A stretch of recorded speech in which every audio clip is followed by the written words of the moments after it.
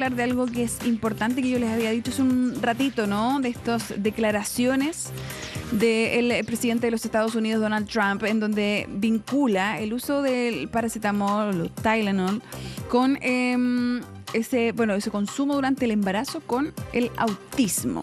Han reaccionado de distintas organizaciones a nivel mundial, y para conversar de esto estamos con Melissa Álvarez, que es neuróloga y directora de Espacio Terapéutico Neuroestímulo.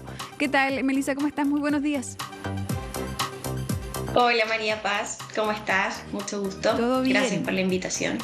Queríamos conversar contigo a propósito de esta declaración, de lo que puede generar y de algo que me imagino tú puedes ahí comentarnos desde el punto de vista más experto, ¿no? Si hay efectivamente algo para aseverar para hacer una declaración de este tipo, sobre todo además que proviene de un mandatario.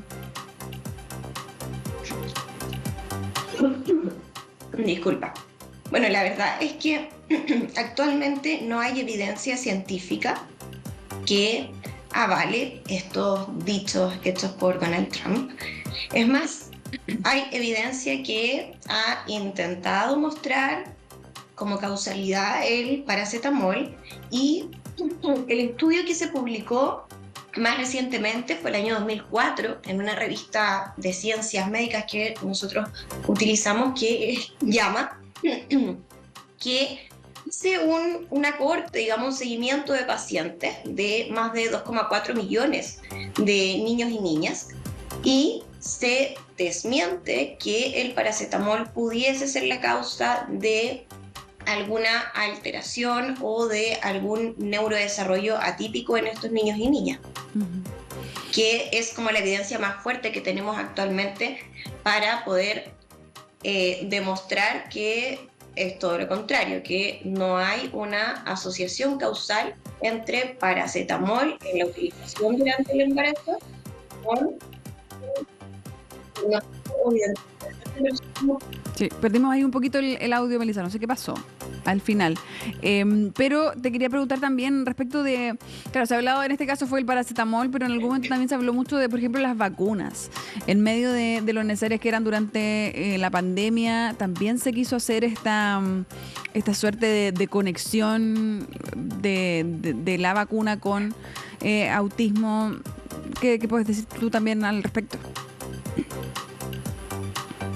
Hace muchos años que ya también tenemos evidencia científica que sabemos que las vacunas no generan autismo ni tampoco alguna alteración en el neurodesarrollo de los niños y niñas. Y de hecho eso ya está completamente desmentido. Tenemos evidencia científica, tenemos todas las sociedades médicas, tanto como de pediatría como de obstetricia en el caso del paracetamol, que también se han pronunciado algunas sociedades ya a nivel de América. Y la verdad es que de ninguna de las dos cosas, ni de paracetamol ni de vacuna, hay evidencia. Al contrario, tenemos estudios y cohortes, seguimientos de pacientes que muestran que no existe una relación causal. Melissa, y respecto de, bueno, cuando la gente también dice por qué ahora hay tanto diagnóstico, lo que a mí como no experta me podría, o sea, yo podría decir, bueno, tiene que ver con que ahora también hay más avances en donde se puede hacer efectivamente ciertos diagnósticos, pero no implica quizás que esté relacionado con el consumo de ciertas cosas, ¿no? ¿Cómo lo ves tú cuando, porque sobre todo en redes sociales se ve mucho eso también, de por qué la gente trata de buscar explicaciones, lo está uniendo a distintas cosas? Lamentablemente acá hay un mandatario además que lo menciona, pero ¿a qué se podría deber? Tú como experta, para dar también esa mayor tranquilidad, el que ahora haya más diagnósticos, en que sea quizás algo más común que se vea dentro de los niños el diagnóstico de autismo. Efectivamente, ahora la pesquisa, el diagnóstico, la identificación es mayor comparada con hace varios años atrás, y eso se debe a varias causas. ya principalmente porque han habido cambios en los criterios diagnósticos. Ya desde el año 2013 hay un cambio importante en los criterios diagnósticos para poder hacer el diagnóstico de autismo, valga la redundancia, pero además porque también hay más conocimiento por parte no solo de los equipos de salud, sino que también, por ejemplo, en el colegio hay ciertos profesores o profesoras que están más preparados, y los papás o las mamás también. Ahora, el efecto de las redes sociales o de tener a mano también mucha más información en internet hace que las personas encuentren quizás que su hijo hay algo en el desarrollo que no es lo más típico o lo más esperable. Uno googlea y ahí puedes buscar mucha información, y también eso hace que vayan a consultar con mayor frecuencia a especialistas, cosa que antes no ocurría.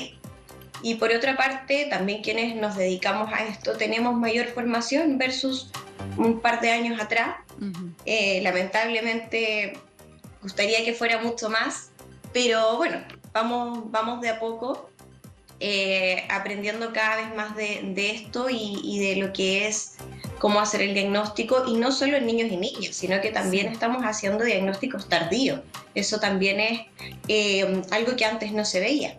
Eso que te quería preguntar, porque también he escuchado de que se ha vuelto también que adultos no vayan a consultar a propósito también de conductas que a lo mejor las mismas redes sociales les han hecho llamar la atención, cosas que se normalizan, ¿no? Personas que aprenden a vivir con ciertas actitudes o cosas que consideraban a lo mejor más normales dentro de su cotidianidad, y se dan cuenta que efectivamente hay un diagnóstico.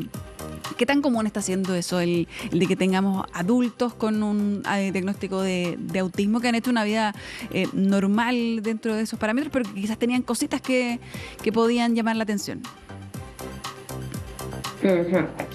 Bueno, no te podría decir qué tan común en prevalencia o frecuencia, porque actualmente no tenemos acá en Chile estudios a nivel de adultos, adultas, pero sí te puedo comentar que efectivamente es cada vez más frecuente.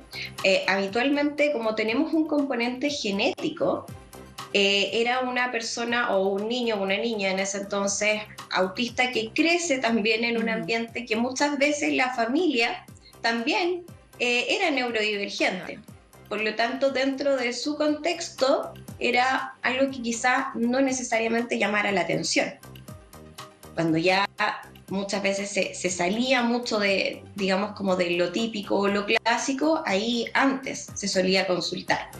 Por lo tanto, estos niños y niñas fueron creciendo sin una identificación, sin un diagnóstico, que eso no quita que hayan tenido algunas, digamos, dificultades o algunos desafíos importantes a lo largo de todo este desarrollo, ya sea colegio, universidad, trabajo. Y obviamente ahora con esto de la expansión de las redes sociales, de toda la difusión que se ha hecho, han encontrado ciertas características, y cuando efectivamente van a consultar y tú ves la historia para atrás, era la historia típica o clásica de un niño o una niña autista. Que no tuvo ahí Ahora, no es algo que, exacto, que no tuvo el diagnóstico, no es algo que el adulto en este momento diga, esto me está pareciendo, sino que es algo que efectivamente venía de siempre, que muchas veces se camufla, ya sea consciente o inconscientemente, como un mecanismo de protección, ¿cierto? Llega, de poder me imagino, también a dar explicación. insertarse en la sociedad. Claro, llega a explicar ciertas cosas. La identificación, claro. Claro, cosas que no podían explicarse con anterioridad. Muchas gracias, Melissa. Se nos acaba lamentablemente el tiempo, pero gracias por haber estado con nosotros. Melissa Álvarez, neuróloga y directora de Espacio Terapéutico Neuroestímulo, estaba con nosotros para hablar también de esa contingencia y el debate que abre Donald Trump. Muchas gracias. Que tengas buen día. Gracias, María Paz. Igual. Chao, chao. Bueno, ahí lo escuchaban. No hay ninguna evidencia científica para aseverar algo como que el consumo de paracetamol durante el embarazo tiene relación con el autismo. Y vamos a hablar también de